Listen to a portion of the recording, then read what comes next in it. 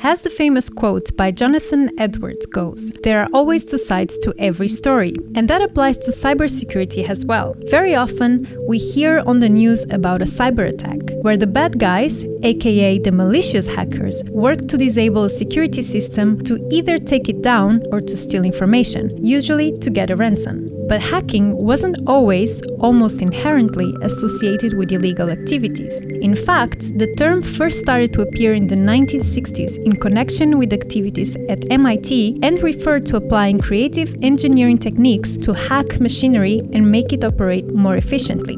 Back then, hacking was actually considered to be a compliment for those with exceptional skills in computer programming. In this episode of TechTalk, Louise and I talk with Simon Petitjean, cybersecurity senior manager, about the good type of hacking, the ethical one. And who's better place to tell us about it than an ethical hacker himself? So, without further delay, let's jump right into it.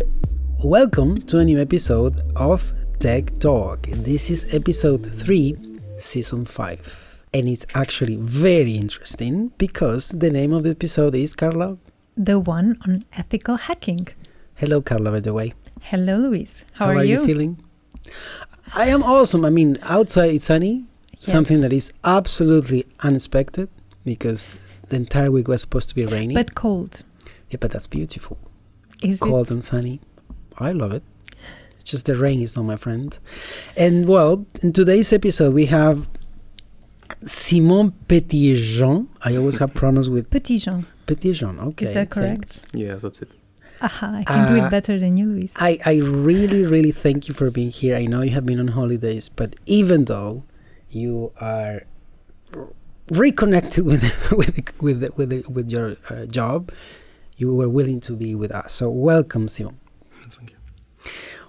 What is your position in PwC? What is your... So I'm currently working as the offensive security and red team leader, meaning that I'm in charge of all the penetration test and ethical hacking stuff here in Luxembourg. And well, I'm in charge of this kind of assignments. So, Carla, why did you write cybersecurity senior manager? This is wrong. Is it? Yeah, it's my grade. Okay. It's my official grade. I'm just triggering the question because then I know you are a senior manager, but you forgot to say that, and that's. I know it's less important, but it's important. Yeah. It means you have certain years of experience, which are absolutely more than 6, probably, or more. Yeah, more than 6. You see, working on this. So that's for people to know that he is not a newbie. He is actually, an expert. So we have, in theory, 11 questions, but I guess they will be probably a little bit more, but they are very interesting. You will love them all because this topic is very, very exciting. It is.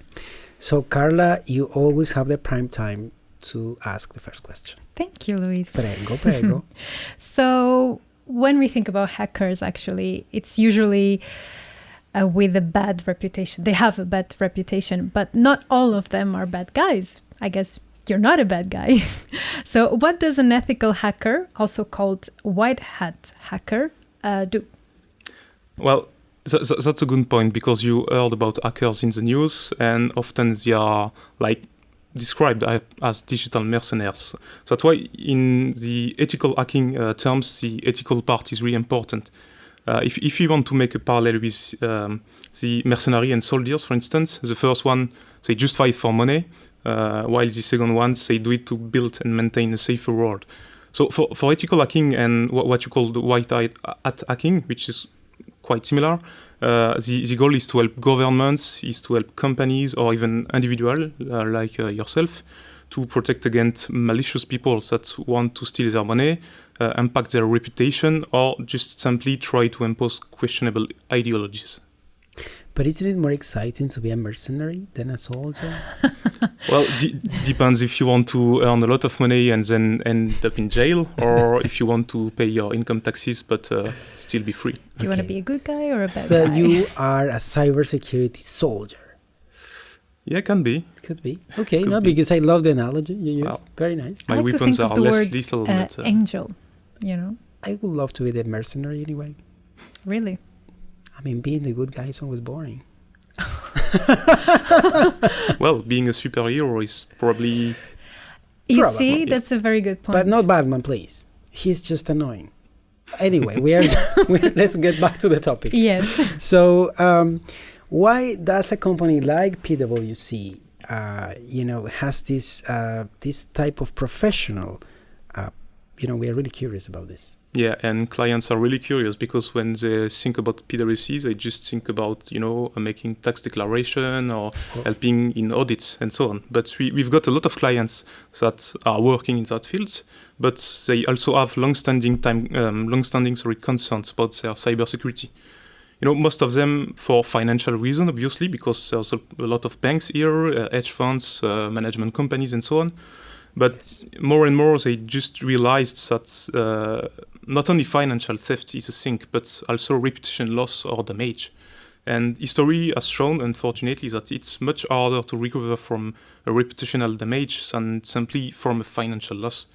So we are working more and more with some clients that even have trouble with advanced threat actors that would target not only private companies or people, but also European institutions or governments. So you probably heard in the news back in the days that, for instance, the health service of Ireland has been targeted. So that start to be a real thing.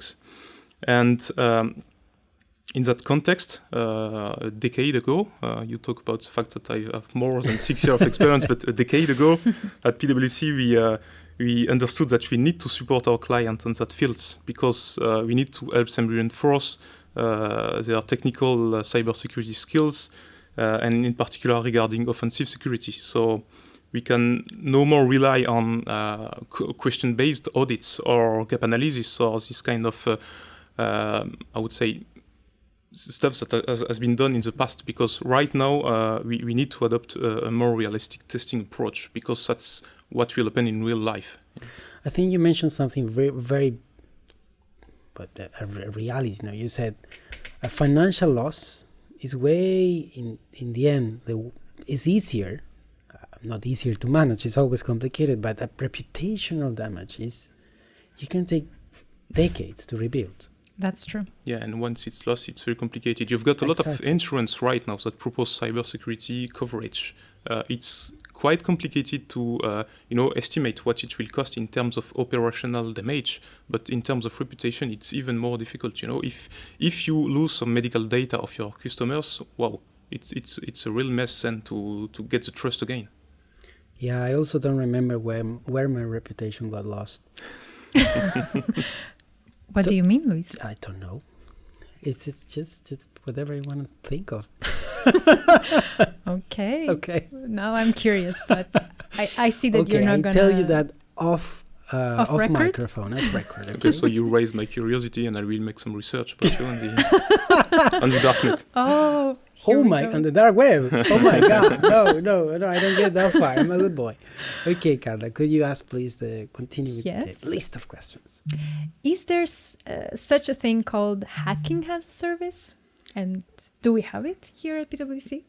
Yes, there is. And going back to the comparison between the good guys and bad guys, I will also say that there is two main categories of hacking as a service. The good one is quite known right now and is known as a bug bounty. For instance, you're a company, you want your security to be tested by some people on the internet, and you launch a bug bounty program. So basically, you say all the hackers, mainly white hats, hey, come and test my security, and then you will get a reward based on the results you obtained. For instance, I'm launching a new website, and I want to ensure that it's safe. So I ask all the potential customers to test it, and if you find something alarming, something I should fix, then send me a report. I will fix it, and you will get some money for your work. That's very cool. So that's a bug bounty. And they attack in a different way, I guess. They are not connected. They don't relate with each other. No. It's just like you and me. It's like, when you call an Uber driver, it's like someone that wants to do this job, but is not affiliated to a taxi company. So it's the same for a bug bounty. Some students that have some free times, some consultants that are technically allowed to do it on side of their jobs, and so on. So that could be a lot of people coming from anywhere, like, being remotely or on site, whatever countries are working from. Mm-hmm. And there is the bad way of doing hacking as a service, mostly on the dark web. You've got some people right now that are selling either techniques, either malwares, data, so you can buy anything you want, and especially service. So there are black hat hackers that are selling their service on specific forums and so on. May I ask you something, Simon? Have you accessed the dark web? Yeah. I want to. I have never. But I would love to see what it looks like. Someone told me it looks like a Google 30 years ago. Well, Google is not that old, but... Not digging into the technical question about what is dark web, deep web, whatever, but we need to have a look because, that's a good point actually, because we've got a lot of clients that have concerned about it because they don't know if someone is trying to attack them, someone is trying to send data. And I can relate to one thing we had. One of our clients got called by a third party who said he saw someone selling remote access to their infrastructure on the dark web. And it was quite cheap. It was like $50. Very cheap. Yeah, we were very surprised because we found out Wow. that it was actually working and it was just sold for almost nothing. Oh. Yeah. Wow. Okay. So my question wasn't that silly. No. No, but honestly, I think I know it's nasty that web, but it could be interesting at least to see what it looks like. So, well, I go for the fourth question, and it's about becoming an ethical hacker or a white hat hacker. Is there any certification? Is something you learn as you go? What skills do you need? What skills you need? Yeah. So How from did you become one? Ended up, yes, being Yes. an ethical hacker. Well, I had an IT engineer degree. So basically, I can say that I've got an IT background that is sufficient enough to understand how things are supposed to work. And well, back in the days when I was actually studying, so once again, some years ago, there was actually no such thing as, ethical hackers education. Things are it was not so long ago, but things are moving a bit. So now you start to see some trainings or even degrees that are focusing on this Degrees, wow. kind of work. So I don't know if there is a full-time degrees becoming an ethical hacker, but there's a lot of education where you learn network security, software engineering, and there is a good option for ethical hacking. And well, so coming back on my personal situation, I had this degree, and I always had the kind of mindset, understanding how the things are supposed to work, and then using it a way they are not supposed to work. And I wanted to improve my cybersec skills. I had a lot of time because I was a student also, and willingness to learn. And that's probably the two main personal skills needed if you want to become an ethical hacker. So, having a lot of times and willingness to learn. And yeah. Someone told me an ethical hacker has a special way of thinking. And you need to be creative because you will always try to find ways to attack. I'm very simplistic, okay? I'm not an expert, but attack in such different ways that you actually think of the potential ways the hacker, the real one, can attack you. Is it true? That's true, and that's what people have trouble to understand. For instance, if I'm working on a very specific, software or something like that, and a lot of time you are dealing with subject matter expert. I don't know, whatever product, and you are talking with a guy that has 25 years experience with that technology, and we explain how we manage to access stuff. And you say, well, but that's not how it's supposed to work. No, it's not supposed to work like it, but it's working. So we managed to demonstrate that this feature that was initially used to, upload a file, can be used to actually take control of the server. Exactly. That's not how it's supposed to work, but that works. And that's the point. That's what we are here. Why we are here, sorry. So I gave you a third skill. Be creative. I mean, you have to. Sure. Of course. Yes. Yeah. I think I see you as a hacker, Carla. Me? Yes. Why? I don't know. It's just because I'm dangerous. Yes, I look nice, but I'm dangerous. Exactly nice and smiling and cool, but those are the worst. They're very dangerous. Well, I would say there is two kinds of people that are the worst. Very creative people because they think about stuff that are incredible, and very stupid people because sometimes hacking could be just a question of chance, and some users just using dumbly a feature or something like that, and you discover that they managed to crash everything. Yes. And Yes. I was just wondering because you mentioned that now there are more certifications and degrees. And I'm wondering, it's just more like a comment that maybe people can take a degree and become an ethical hacker and then go to the dark side. well, Darth Vader. Because they learn how it works and then they can use that to their favor. I don't know if this makes any would sense. Simon become the Darth Vader of ethical Yes. hacking? well, lot of good questions, but the first one is it's actually not about certification. So certification is some kind of proof that you learned and you managed to pass an exam with a minimum score, just be honest. So you've got a lot of excellent hackers that have no degrees, no certification that are excellent. You've got a lot of highly certified people with high degrees that are not really good hackers. So, you cannot take the certification as a proof that you are a good hacker, but but you need some IT background. You need some IT backgrounds, yeah. But you can get a very strong IT background without any degrees.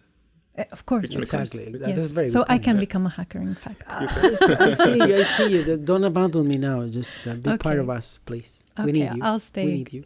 I'll stay. And Simon, there must be something you love about being an ethical hacker, but also there must be something you dislike about being maybe everything is just roses and. Yeah, there is something I really like is when you talk about your job with people, they are extremely interested into it. So that's very pleasing when you I meet people and they always think about these movies with hackers stealing a lot of cash to banks and a lot of stuff and doing incredible things, just hacking, typing very small, very fast on their keyboards.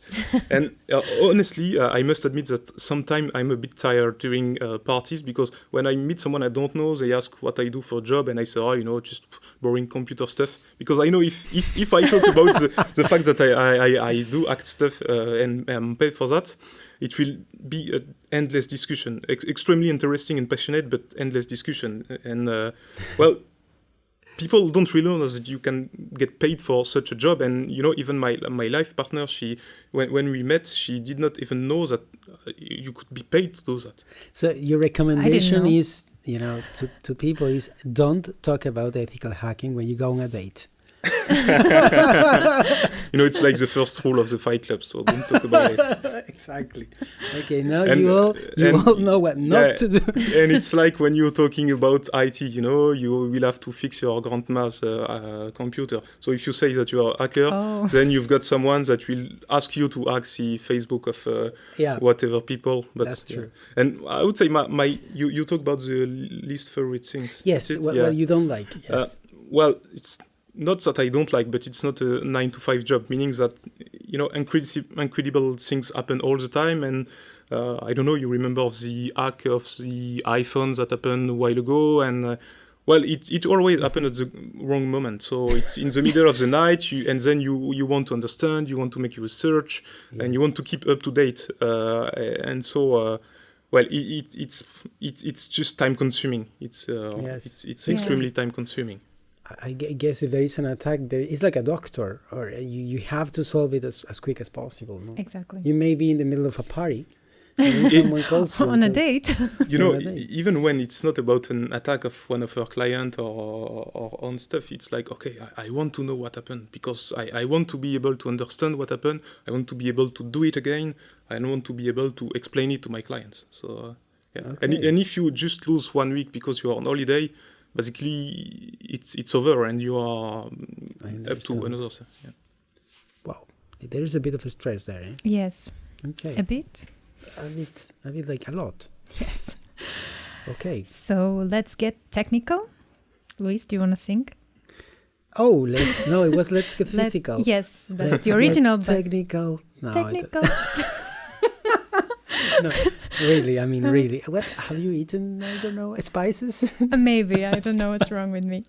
So, ethical hacking and penetration testing, because you mentioned that you do penetration testing. What's the difference? Well, I would say, like as I explained, ethical hacking is more of a mindset. It's knowing how the system works, how they can be manipulated in a way that they were not designed to be. And penetration test is more one specific exercise that's often performed by ethical hackers. It's like a combination of the mindset that I explained before and the technical skills. So I would say penetration test is trying to get into a systems to perform malicious actions using the ethical hacking mindset. Wow. Okay. That sounds cool. It's a subtle difference, but yes, it's very subtle. It's subtle, at least for a newbie like me. But it's interesting. Okay, I buy that. Okay, and in simple terms, what are the techniques? Don't reveal the very secret techniques, but general techniques you use when you use ethical hacking. No secrets, otherwise I won't have any job. No, well, I try not to dig into technical jargon because it's not the topic of this podcast. But well, we can take the example. Or you will think that I will always link stuff to military and so on. But well, taking the example of the concept of kill chain that is well known in the military industry and defined by Lockheed Martin. There are some steps that lead to a successful cyber attack, and being a simulated one for penetration testing, for instance, or even a real life one. And most of the time, it's a succession of reconnaissance, weaponization, delivery, exploitation, installation, command and control, and then actions on objectives. And each phase, it can be achieved by one or more techniques, being technical or non-technical. So you made a joke about physical, so we will talk about physical attacks, but you know that's where the job starts to be very funny and challenging, because it's actually never 100% technical skills. It's a mindset. So most of the time we even rely on the physical or human factor. For instance, if you want to access high security building, what would be the easiest for you? It's cracking the $1 million military grade access card control developed by thousands of subject matter experts, or just tailgate someone. The second. Yeah, and most of time it's about exploiting the weakest link.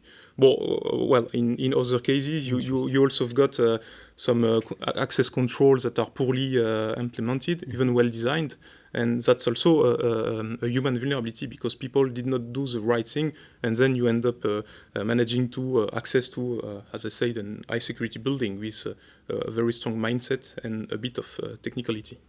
That's a good point. I didn't think about access to a building, for instance. I always think about computers and like money heist is in English. Money heist.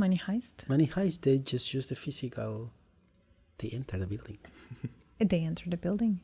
Well, but they also use some hacking. I think it's both. That's a very good example of both. Yes, that's true. And it's less dangerous, if you want to. I honestly don't remember in Spain, in Madrid, where that bank is, but I think that's not even doable. I don't know. The story is really... Anyway, so it's very interesting to know, Simon. So what the hacker will try to find is always the easiest and weakest way to access whatever he or she wants to access. And it could be the physical part, as you mentioned. Yeah, because it's not about being, penetration test is not a full vulnerability assessment of all the exposed assets and so on. It's just you define an objective. For instance, let's stop talking about money, but I want to steal personal data. Mm-hmm. Whatever the mean being, I want to access the personal data. So if it's easier for me to break into the building because then I will have access to the internal network, I will do it.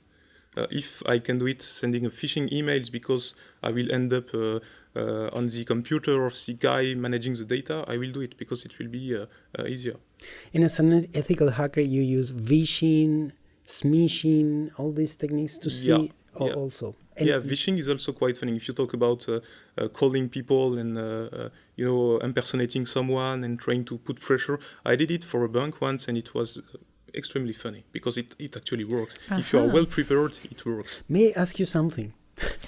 2 weeks ago, I was walking, just simply walking. It was a very nice sunny day, and someone from the UK called me on my iPhone and said, "Do you have a computer in the Netherlands?" And I said, "I have someone living there, but I am not in the Netherlands." "Okay, her computer is being hacked." I said, "But are you the hacker?" He said, "No, I am not." I said, "How do you know then?" "Because we are from Microsoft and we have all the codes." It's a famous one. And really?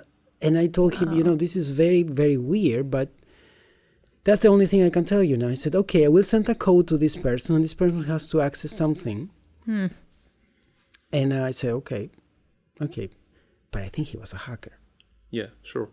Sure. Microsoft won't call you because your computer has been hacked. Okay, you see, but it was 100% funny, sure. Because I told him twice, you are the hacker. Smart Luigi. That's what having friends like Simon brings. Yes. But that's the mindset. Yeah, it's with security being improved in companies, it's even more difficult for people to attack employees. So it's probably easier to just grab a phone book and see that you are working at PwC, and then okay, I want to attack this company. Probably they will use Microsoft because a lot of people use. So let's call this guy and try to make him install some remote control software, pretending it's a malware and so on. And, yeah. Okay. So that's truly the mindset. Okay, so we have still a couple of questions, I think, Yes. Carla. Well, you already mentioned one, but do you have any other anecdotes or case studies you could share with us? Funny experiences, maybe? I've got a lot to share. I've been asked not to share any names, but I won't. Of course. No, but I've got a nice anecdote that I used with some of my clients because some of them are very, comfortable with the fact that we won't find anything. And, in the team, we've got a rule, like an unofficial rule, which is we don't go for lunch before we manage to get the highest privilege on the IT infrastructure. And I can guarantee that we rarely miss a lunch. So most of the time, it's quite easy. Like not easy, but it's quite fast because we've got very talented people. Because we've got very determined people working a lot, making a lot of research, publishing a lot on cybersecurity conference, and well, yeah. This is not a part of the questions, but I have two gender-related questions. Is a field where there are many women, and if there are, which I hope, do they have a different way of ethical hack because they think differently? It's nice to have like a men-women teams because then the ethical hacking is more comprehensive and complete. I am asking. Don't know. Well, we've got women in the team.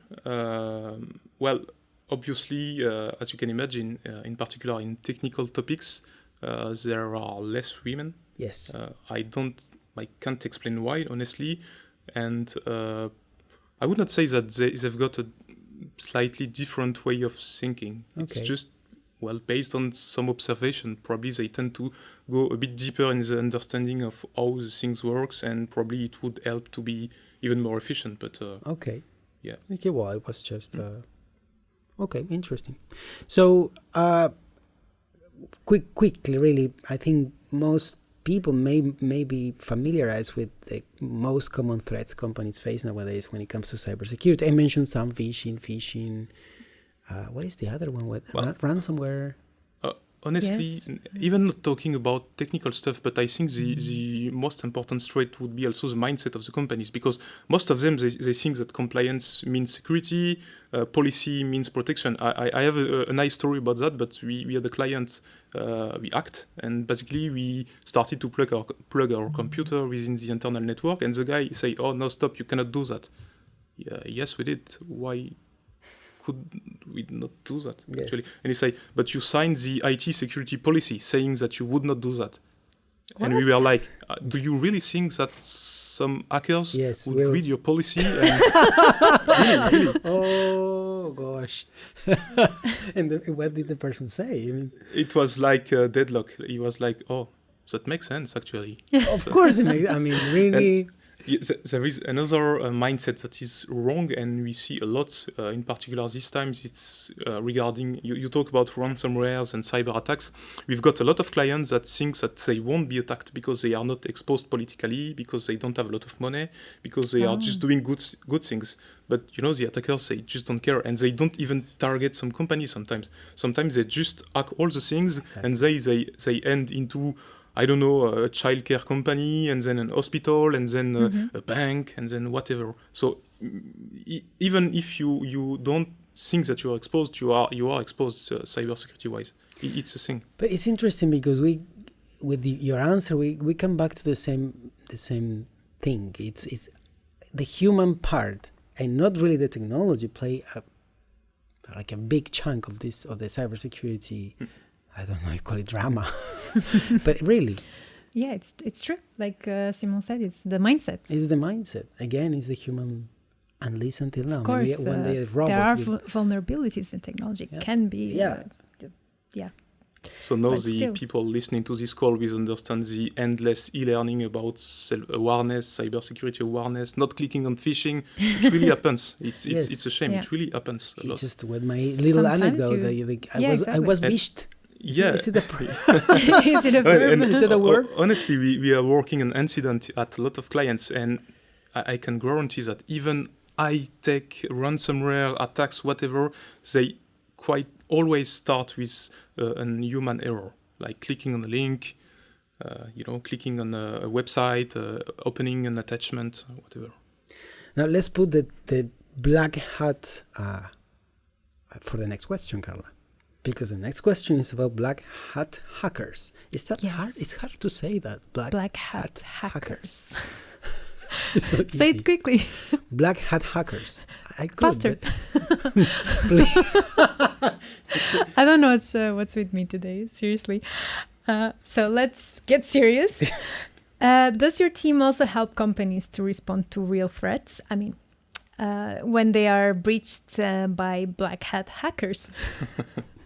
Yeah, we actually do for two reasons. First of all, because we've got the mindset, or I will say mindset, like to each question. Keywords. No, we know how we would attack the company, so we have good ideas of the paths that could be used by black hat hackers.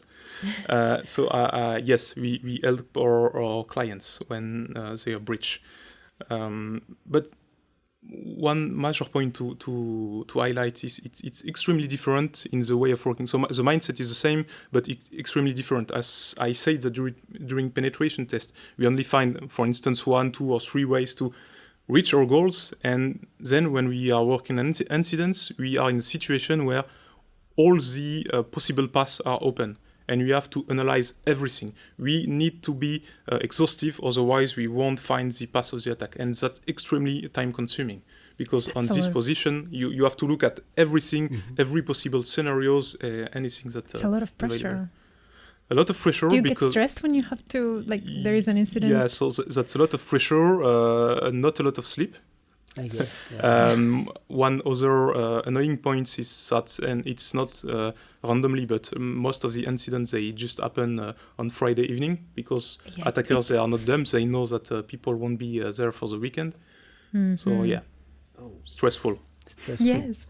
And I have a last question, which maybe the answer could be gigantic, but it could also be very simple, which is advice. A little simple advice, if you want to get simple, which is, I think, the best option, or you want to be very, very elaborated with the answer, but just what would you say to a company to avoid or to limit? Because I don't think you can avoid being a high. Well, I think the most efficient advice would be to call us, but jokes apart. No, I would say it's fundamental to